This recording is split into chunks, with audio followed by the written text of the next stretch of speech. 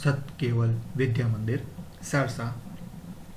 myself Sajan Kumar Prajapati from Sat Vidya Mandir, class 11 science, subject physics, unit number 7, topic કણનું કોણીય વેગમાન. મિત્રો, આપણે અગાઉના સેશનની અંદર ચેપ્ટર નંબર 7 ચાક ગતિની અંદર ભણી રહ્યા છીએ અને તેમાં આપણે ટોર્ક વિશે તેમજ પ્રવેગ વિશે એટલે કોણીય પ્રવેગ વિશે વાત કરી હતી. ટોર્કને આપણે બીજા પણ નામથી જાણ્યું હતું. હવે આજે આપણે અગાઉ જેવી રીતના રેખીય ગતિની અંદરની કેટલીક રાશિઓ સાથે સરખાવતા આપણે આ ચાક ગતિની અંદર એવી જેવી જ રાશિઓની વાત કરી એ જ મુજબ આજે રેખીય ગતિને અનુલક્ષીને આજે ચાક ગતિની અંદર પણ આપણે એક નવી રાશિ જેનું નામ છે કોણીય વેગમાન, એના વિશે વાત કરીશું. આપણે આગળ બળ વિશે વાત કરી જે રેખીય ગતિમાં આપણે ભણી ગયા છે, પણ આપણે અહીંયા ટોર્ક કીધું છે. આપણે અગાઉ કોણીય વેગમાનની વાત આપણે અગાઉ કોણીય પ્રવેગની વાત કરી, જેને આપણે અગાઉ રેખીય ગતિની અંદર પ્રવેગ વિશે વાત કરતા હતા. આ જ રીતે આજે આપણે અહીંયા કણનું કોણીય વેગમાન શું છે એના વિશે માહિતી મેળવીશું. તો ચાલો આજના સેશનની અંદર કણના કોણીય વેગમાનના ટોપિક વિશે શરૂઆત કરીએ. મિત્રો, ટોપિક છે કણનું કોણીય વેગમાન, જેને ઇંગ્લિશમાં કહેવામાં આવે છે angular momentum of a particle. મિત્રો, જેમ બળની ચાક માત્રા જે છે એટલે કે ટોર્ક જે છે એ બળની જેમ જ સમતુલ્ય છે. આપણે હમણાં સ્ટાર્ટિંગમાં વાત કરી બધું બરાબર છે, સ્ટાર્ટિંગમાં આપણે આ વાતને રિપીટેશન કરી તે પ્રમાણે કોણીય વેગમાન નામની રાશિ એ રેખીય વેગમાનનું પરિભ્રમણીય સમતુલ્ય છે. બરાબર, આપણે અહીંયા પરિભ્રમણ રૂપી ગતિ કરાવીએ છીએ અને ચાક ગતિ કહીએ છીએ, જેને અનુલક્ષીને આપણે બળની જેમ જ અહીંયા બળની ચાક માત્રાની વાત કરી. તે રીતે રેખીય વેગમાનની જેમ જ આપણે અહીંયા હવે પરિભ્રમણ સમતુલ્યની વાત કરીએ. રાશિ કઈ આવે છે તો એ છે કોણીય વેગમાન. પ્રથમ આપણે એક કણના વિશિષ્ટ કિસ્સા માટે કોણીય વેગમાનને વ્યાખ્યાયિત કરીશું. એટલે આપણે જેવી રીતના અગાઉ સ્ટેપ બાય સ્ટેપ કોઈ કણ વિશે વાત કરતા રહ્યા છે કણ અને ત્યારબાદ આપેલા પદાર્થ વિશે કે જે દ્રવ પદાર્થના કણો વિશે વાત કરી છે પહેલાં, તો પછી કણો પર દ્રવ પદાર્થની વાત કરી છે. તે રીતે આપણે અહીંયા પણ એક કણના વિશિષ્ટ કિસ્સા માટે કોણીય વેગમાનને વ્યાખ્યાયિત કરીશું અને એક કણની ગતિના સંદર્ભમાં તેની આપણે ઉપયોગિતા શું છે એને પણ જોઈશું. અને મેં કહ્યું એમ કે કોઈ દ્રવ પદાર્થની વાત કરી છે તો એના માટે આપણે એના અંદર રહેલા કણો વિશે વાત કરવાની છે. તો એ પ્રમાણે અહીંયા પણ આપણે પેલા કણની વાત કરી, ત્યારબાદ દ્રવ પદાર્થ સહિતના કણના તંત્ર માટે કોણીય વેગમાનને વ્યાખ્યાયિત કરીશું. એટલે જોવા જઈએ તો આપણે એક જ મેથડને ફોલો કરી રહ્યા છે દ્રવ પદાર્થ માટે, પરંતુ બધી જ માત્રામાં આપણે સમાન રીતે આગળ વધી રહ્યા છીએ, પરંતુ રાશિ આપણે અલગ અલગ અહીંયા ભણી રહ્યા છે. તો ચાલો વ્યાખ્યાયિત કરીએ. તો આના ઉપરથી આપણે વાત કરીશું કે બળની ચાક માત્રાની જેમ જ કોણીય વેગમાન પણ એક સદિશ ગુણાકાર જ છે. જે રીતના આપણને બળની ચાક માત્રા આપણે ભણ્યા બાય ઇક્વેશન દ્વારા, સૂત્ર દ્વારા, તેમાં આપણને જેવી રીતના એક સદિશ ગુણાકાર જોવા મળ્યો હતો, એવી રીતે કોણીય વેગમાન જે છે એ પણ એક સદિશ ગુણાકાર જ છે. તો આગળ વધતા કે રેખીય વેગમાનની વાત કરીએ તો એ પણ ચાક માત્રા તરીકે પણ ઓળખાય છે. કે વેગમાનની વાત કરીએ તો એ પણ ચાક માત્રા તરીકે ઓળખાય છે. આ પદ પરથી કોણીય વેગમાન કેવી રીતે વ્યાખ્યા કરવામાં આવે તેનું અનુમાન કરી શકવામાં આવે છે. કોઈ પણ કહી શકે, જે આપણે રેખીય વેગમાનની વાત કરી કોણીય વેગમાન એના પરથી કોણીય વેગમાન જે ભણ્યા એ રીતે આપણે અહીંયા કોણીય વેગમાન વિશે પણ માહિતી મેળવી શકીએ. તો આપણે જે પ્રારંભિક જે આકૃતિ છે એની જ આપણે સાથે જવાનું છે કે ઉગમ બિંદુઓથી કે કોઈ આર સ્થાને કોઈ અંદરનો કોઈ કણ છે, બરાબર, અને તે પી રેખીય વેગમાન ધરાવે છે. કારણ કે વેગમાનને આપણે પી કહીએ છીએ. તો એવો કોઈ કણ લીધેલો છે જે આપણે અગાઉ ચાક ગતિમાં જે એક્ઝામ્પલ રૂપે આપણે જે આકૃતિ લઈ રહ્યા છીએ એ આકૃતિને આપણે આગળ ફોલો કરતા જવાનું છે. એટલે ત્યાંથી પણ આપણે ડાયરેક્ટ એને બોલી શકીએ છીએ આ રીતે કે ઉગમ બિંદુઓથી આ સ્થાને, આ બધામાં મેં ગોખાઈ ગયું હશે કે હા ભાઈ ઓથી આ સ્થાને કોઈ બિંદુ પી છે, ત્યાં કોઈ કણ છે, એનો વડે એમ છે, બરાબર છે. હવે ઉગમ બિંદુથી ઓની સાપેક્ષે વાત કરીએ તો ઉગમ બિંદુથી ઓની સાપેક્ષે દરેક જે કણ છે એ કણનું કોણીય વેગમાન કેટલું છે તો સ્મોલ એલ છે. કેટલું છે કોણીય વેગમાન? સ્મોલ એલ છે. રેખીય વેગમાન આપણે પી કહીએ છીએ, પણ આપણે કોણીય વેગમાન આપણે શું કહીશું? સ્મોલ એલ તરીકે ઓળખીશું. યાદ રાખીશું, રેખીય વેગમાન પી લઈએ છીએ જ્યારે કોણીય વેગમાન એનું લઈશું સ્મોલ એલ. તો small L is equal two આપણે આગળ કીધું કે કોણીય વેગમાનની જેમ કોણીય વેગમાન પણ એ બળની ચાક માત્રાની જેમ એક સદિશ ગુણાકાર જ છે.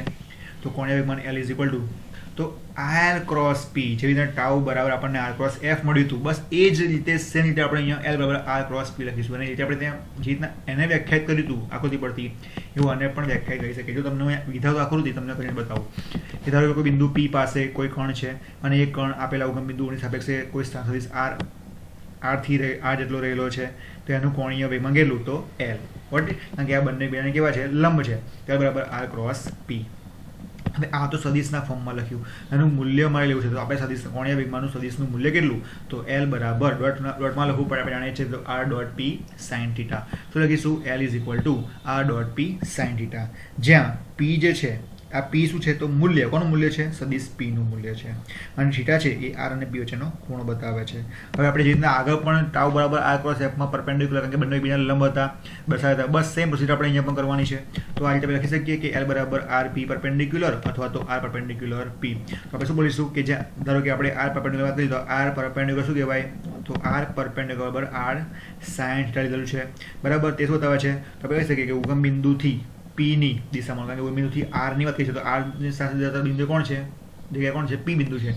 તો આર પરપેન્ડિક્યુલર એ ઉગમ બિંદુથી પી ની દિશામાંનું લંબ અંતર છે, રાઈટ? અથવા પી પરપેન્ડિક્યુલર શું બોલીશું તો એ પી જે છે તો આ પી નો આર સ્થાન સદિશને લંબ દિશામાંનો ઘટક છે. કારણ કે જો આપણે આકૃતિમાં તમે જોઈ શકો છો કે પી બિંદુથી આર સ્થાન સદિશ જે છે તો એને કરીએ તો પી શું છે એ આપેલા આર સ્થાન સદિશને લંબ દિશામાંનો ઘટક આપણે લઈએ છીએ. ત્યારે રેખીય વેગમાનને આપણે જો એવું ગણીએ કે છે જ નહીં, એટલે કે બી બરાબર કેટલું છે? શૂન્ય છે.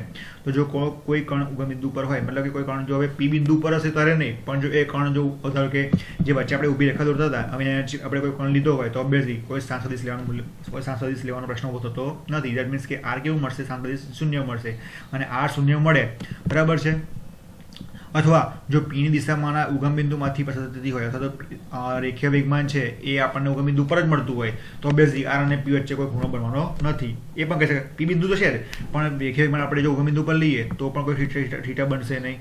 જો આપણે ઉગમ બિંદુ પર કોઈ બિંદુ લઈશું તો પણ કોઈ થીટા બનશે નહીં. દેટ મીન્સ કે થીટા કેવો મળશે? શૂન્ય મળશે, અથવા કેવો મળશે? 180 ડિગ્રી મળશે. અને આવું જ્યારે થાય, હવે આર ડોટ પીમાં એક શૂન્ય છે, આર કાં તો પી, તો આપણને મૂલ્ય કેટલું મળશે એલનું?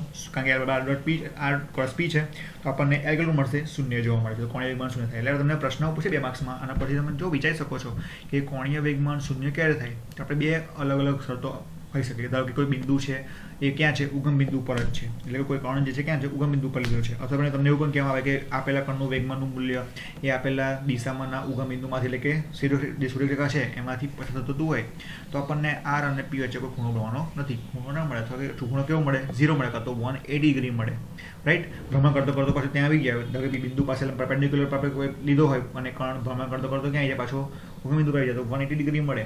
તો આ બંને કિસ્સામાં આપણને મળતું કોણીય વેગમાન આપણા સૂત્ર ઉપરથી શું મળશે? શૂન્ય જોવા મળે છે. એટલે કે કોણીય વેગમાન શૂન્ય મળે એને આપણે અહીંયા 2 અલગ અલગ શરતો જોઈએ.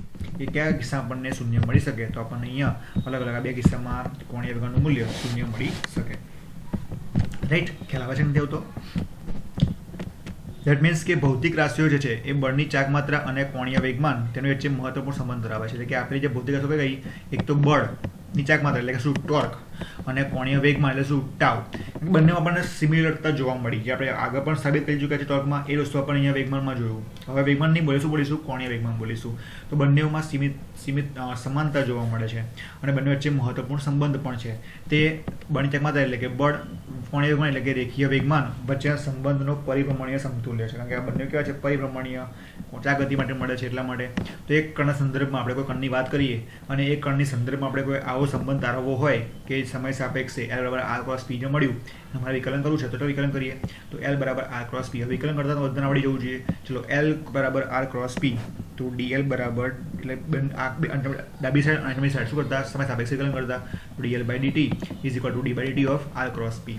હવે ધ્યાનથી સાંભળવાનું છે કે હવે ડી બાય ડીટી, ચલો એલ બરાબર શું છે તો અહીંયા છે આર ક્રોસ પી. એટલે એકવાર આપણે કહીશું અનુવિકલન, પછી બીજા કરીશું અનુવિકલન. હવે જ્યારે આવું આવે, ક્રોસ પ્રોડક્ટમાં આવે ત્યારે આપણે આવો નિયમ લાવવાનો છે, જુદાથી જોવાનું છે. પહેલાં કરીશું અનુવિકલન કરીશું તો ડી આર બાય ડીટી, અને બીજું પદ એમનું લખી કરીશું. જ્યારે આવું ગુણાકારના રૂપમાં આવું વિકલન કરવાનું આવે તો તમારે શું કરવાનું કે પહેલા પદનું કોઈ એકનું વિકલન કરો તો બીજું પદ એમને મૂકી દેવાનું. ધારો કે હું પહેલા પદનું વિકલન કરું છું કે ડી આર બાય ડીટી, તો બીજું પદ એમનું એમ મૂકી દેવાનું ક્રોસ કરીને. વત્તા હવે ધારો કે હું બીજાનું વિકલન કરું છું તો પહેલું પદ એમનું એમ મૂકી દેવાનું ક્રોસ કરીને. ચલો પહેલાં હું કરીશું, પહેલાં આપણે આનું વિકલન કરીએ તો d r by dt cross કરીને બીજું પદ એમનું એમ. જો આવી ગયું છે. પછી ગુણાકાર છે તો શું આવશે? વત્તા આવશે. તો અહીંયા આવી ગયો વત્તા. હવે એક આનું થઈ ગયું વિકલન, તો હવે કોનો વારો આવ્યો? બીજા પદનો વારો આવ્યો. એટલે d p by dt cross આ એમનું એમ એટલે આર એમના એમ, તો r cross dp by DT. ચલો ગોટ ઇટ. હવે કણનો વેગ v બરાબર dr બાય dt છે. જે કણ છે એ કણનો વેગ કેટલો છે? v બરાબર dr બાય dt, એટલે કે dr બાય dt શું કહેવાય? વેગ કહેવાય, આપણે જાણીએ છીએ. અને p બરાબર mv, આપણે એ વેગમાન p બરાબર શું? તો દર ગુણ્યા વેગ. તો બંને વેલ્યુને આપણે આ ઉપર સરખામણી મૂકી દઈએ તો મૂકી દઈશું dr બાય dt વત્તા ક્રોસ p m ના m. હવે જો અહીં આગળ ધ્યાન આપવાનું છે, પહેલા હું આ પદની વાત કરું છું. તો dr બાય dt શું કહેવાય? વેગ v કહેવાય, અને p શું કહેવાય? mv કહેવાય. ખ્યાલ આવે છે કે dr બાય dt બરાબર શું લખ્યું? v લખ્યું, અને p જગ્યામાં શું લખ્યું? mv લખ્યું. તો ઇઝ ઇક્વલ ટુ 0. કેમ? કારણ કે બે સમાંતર સદિશોનો સદિશ ગુણાકાર હંમેશા કેવો હોય? શૂન્ય થાય. બે સમાન સદિશો આવે ને, v અને v બંને કેવા છે? સમાન સદિશો છે. અને જ્યારે આપણે કહ્યું હતું i ક્રોસ i, તો શું આવે? 0 આવે. અહીંયા i હોત તો અહીંયા હોત તો 0 આવે, એટલે બે સમાન સદિશો થયા અને ગુણાકાર કેવો આવે? 0 આવે. તો અહીંયા બે સમાન સદિશો માટેનો ગુણાકાર કેવો આવશે? શૂન્ય આવશે. એટલે આખું આ પદ શું થઈ ગયું? ઓટોમેટિકલી નેગ્લેક્ટ, એટલે કે નીકળી ગયું. તો બાકી શું રહ્યું હવે? r cross dp by dt. હવે જો dp બાય dt આપણે અગાઉ ભણી ગયા છે, ન્યૂટન ગતિનો બીજો નિયમ, કે f બરાબર શું મળતું હતું? dp by dt. એટલે શું મૂકીશું? f મૂકી દઈશું. તો r cross dp by dt એટલે શું મળશે આપણને? r m ના m, અને શું લખીશું? f લખીશું. અને મિત્રો આપણે આગળ ભણી ગયા છે કે સદિશના ફોર્મમાં r ક્રોસ f હોય એને શું કહેવાય? ટાઉ કહેવાય. શું કહેવાય? ટાઉ કહેવાય. એટલે આપણને મળીશું d by dt of r cross p બરાબર, આ તો શું થઈ ગયું છે, અને શું મળ્યું? r ક્રોસ f, અને શું લખીશું આપણે? ટાઉ લખીશું. શું લખીશું? ટાઉ લખીએ છીએ. બરાબર છે. એટલે આપણે લખી શકીએ કે હવે જો અહીં ધ્યાનથી જોવાનું છે કે d by dt r cross p, અને આપણે આગળ ભણી ગયા કે r ક્રોસ p ને શું કહેવાય? કોણીય વેગમાન l. અહીંયા છે dl બાય dt બરાબર ટાઉ. રાઈટ. તો આના ઉપરથી છેલ્લે આપણે ઇક્વેશન શું મળ્યું? dl બાય dt બરાબર ટાઉ જોવા મળે છે. બરાબર છે? નથી આવતો આમાં? ઓકે, ઇઝી છે, આવડે એવું છે. બરાબર છે. ચલો હવે આપણે નેક્સ્ટ સેકન્ડ મળ્યું dl બાય dt બરાબર ટાઉ. તો આમ કણના કોણીય વેગમાનના ફેરફારનો સમય. જો આના પછી બોલીએ આપણે કે આમ કણના કોણીય વેગમાન, કારણ કે એને શું કહેવાય? કોણીય વેગમાન. તો કણના કોણીય વેગમાનનો સમય દર, કારણ કે dv બાય dt છે, સમય દર બરાબર છે ટાઉ બરાબર છે શું કહીશું? તેના ઉપર લાગતા ટોર્ક જેટલો છે. અને આ સમીકરણ જો આપણે આગળ પણ જોયું હતું, અહીંયા ટાઉ જગ્યાએ આ બળ જે ચાકમાં થશે, એટલે કે શું આ ચાક ગતિમાં ટાઉ આવે તો દેખીતી ગતિમાં શું આવે? બળ f આવે. f આવી ગયું. અહીંયા શું આવતું હતું? d by dt. અહીં શું યાદ કરો તો આ એને શું કહેવાય? કોણીય વેગમાન. તેની જગ્યાએ આપણે અહીંયા શું ભણી છે? કોણે સમજાવી બતાવ્યું છે? રેખીય વેગમાન. શું કહેવાય? p. જો તો f બરાબર dp બાય dt આવી ગયું બંધબેસતું. તો એના બંધબેસતું મળતું આવે છે, જે એના સમતુલ્ય છે. આમ જે કણની સ્થાનાંતરિત ગતિ માટે ન્યૂટનની ગતિના બીજા નિયમને વ્યક્ત કરે છે. અને આપણે જાણીએ છીએ કે આપણે એને શું કહીએ છીએ? ન્યૂટનની ગતિનો બીજો નિયમ તરીકે ઓળખીએ છીએ. તો આ રીતે આપણે અહીંયા આગળ ન્યૂટન ગતિના બીજા નિયમને પણ સાબિતી આપી દીધી. આપણે હજુ સુધી કોઈ પર્ટિક્યુલર ટર્મ્સને સરખાવતા હતા, જેવી રીતના છે વેગ છે, જેવી રીતના બળ છે, જેવી રીતના વેગમાન છે. બરાબર. તો એવી રીતના આજે આપણે એ ત્રણને સરખાવતા આપણે અહીંયા જોયું, કોણીય વેગમાન જોયું, ટાઉ જોયો, બરાબર છે, કોણીય વેગ જોયો, અને જેવી રીતના આપણે f બરાબર m એ સમીકરણ સાબિત કર્યું હતું બીજા નિયમને, તો બીજા નિયમ પણ આપણે અહીંયા કોણીય વેગ ચાકની અંદર અને ટાઉ બરાબર dl બાય dt પણ સાબિત કરી બતાવ્યું છે. રાઈટ. તો બધું ઇઝી છે, આપણને આવડી જાય એવું છે. ચેપ્ટર થોડું આગળ કે આમ જોઈ લાગે તો બહુ ભારે હાર્ડ ચેપ્ટર છે, પણ એવું કંઈ છે નહીં, બહુ ઇઝી છે, આવડે એવું છે. ચલો આગળ નેક્સ્ટ ટોપિક ઉપર જઈશું કે કણના કોઈ તંત્ર માટે. હવે આપણે અહીં તો વાત કરી કણ માટે વાત કરી. મેં તમને સ્ટાર્ટિંગમાં કહ્યું હતું કે આપણે પહેલાં તો કોઈ કણ માટે વાત કરીશું, પછી કણો રૂપી કોઈ દ્રવ પદાર્થ લઈ લઈએ, અને દ્રવ પદાર્થ રૂપી કોઈ તંત્ર લઈ લઈશું, તેના માટે પણ આપણે વાત કરી શકીએ.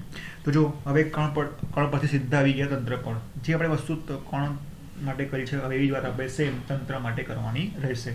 કે ધારો કે કોઈ તંત્ર છે, હવે એ તંત્ર માટે આપણે ટોર્ક ટાઉ અને કોણીય વેગમાન l એના વચ્ચેનો સંબંધ મેળવવો છે. જે આપણે અગાઉ વાત કરી એ સેમ. હવે આપણે અહીંયા ફરીથી બધું રિપીટ કરવાના નથી, ડાયરેક્ટ લખીશું કે આપણને હવે આવડે છે. તો કણોના કોઈ તંત્ર માટે ટોર્ક અને કોણીય વેગમાનની સાથે મળવાની છે. તો ચલો આ પ્રશ્નની ટોપિકની શરૂઆત કરી દઈએ કે ચલો આગળ વાંચીએ કે આપણને અહીં કહ્યું છે કે આપણે અહીંયા આગળ કોઈ તંત્ર છે એના માટે ટોર્ક ટાઉ અને કોણીય વેગમાન l વચ્ચેનો સંબંધ મેળવવાનો છે. ધારો કે ધારો કે મારી પાસે કોઈ તંત્ર છે. હવે આ તંત્ર કણનું બનેલું હોવું જોઈએ ઓબ્વિયસલી. તો આ તંત્રનું ધારો કે કોઈ કોણીય વેગમાન મારે મેળવવું છે. તો મેળવવું હોય તો મારે આપેલા તંત્રની અંદર દરેક કણ માટે શું કરવું પડે? પહેલાં તો દરેક કણ માટે મારે વેગમાન શોધવું પડે.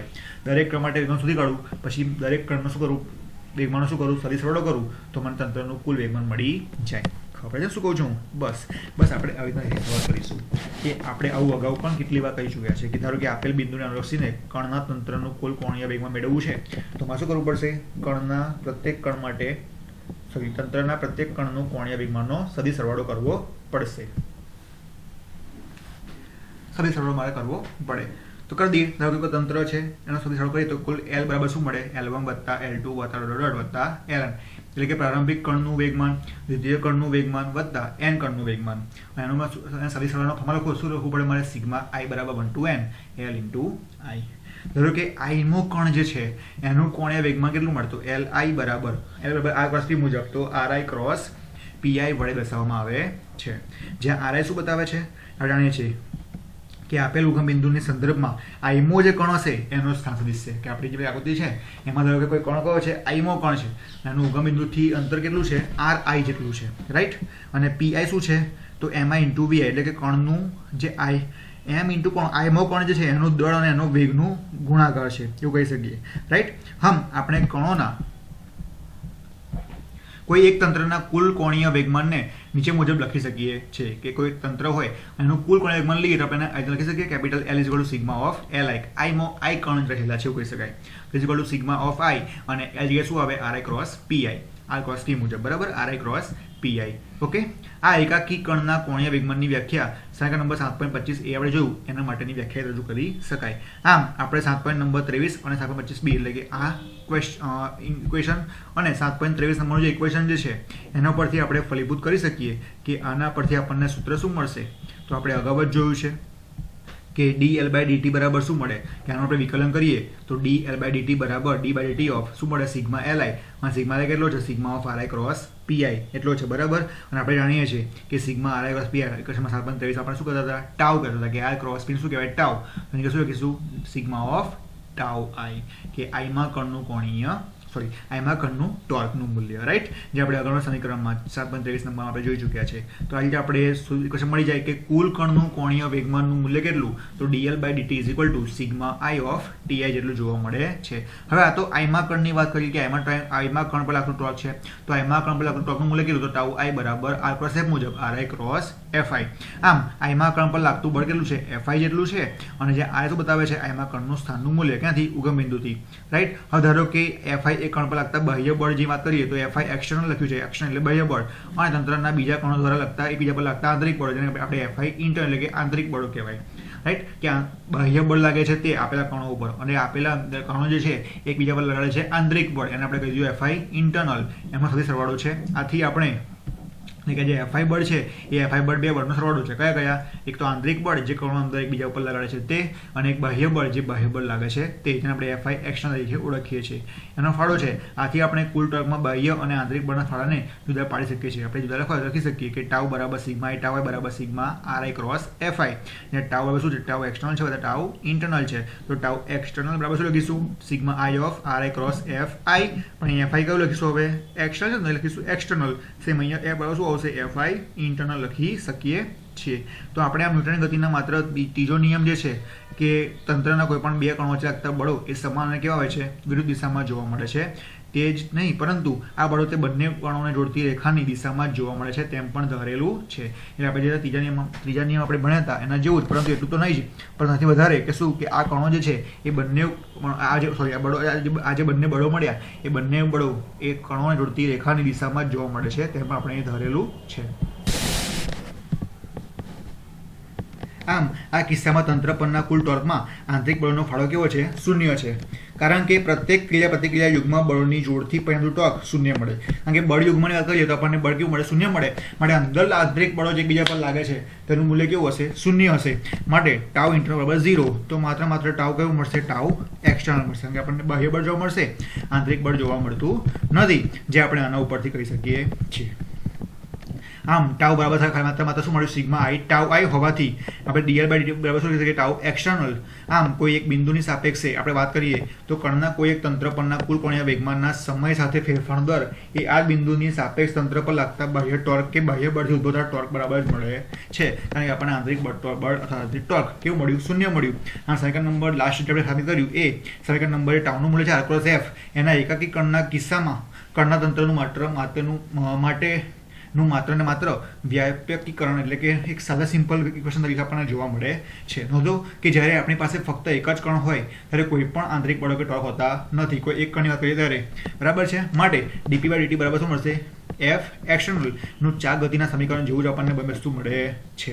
આ રીતે આપણે સ્વતંત્ર એક કર્ણરૂપીના તંત્ર વિશે પણ આ રીતે કોણીય વેગમાનનું મૂલ્ય શોધી અને તેને સાબિતી આપી શકીએ છીએ. તો આશા રાખીશું કે આજના આ સેશનમાં આપ સૌને મજા આવી હશે, ખ્યાલ આવ્યો હશે. એવી આશા સાથે આપણે આજનો આ ટોપિક અહીંયા પૂરો કરીએ છીએ. તો નવા સેશન સાથે ફરી મળીશું. ત્યાં સુધી જય હિન્દ, જય Bharat. Thank you very much.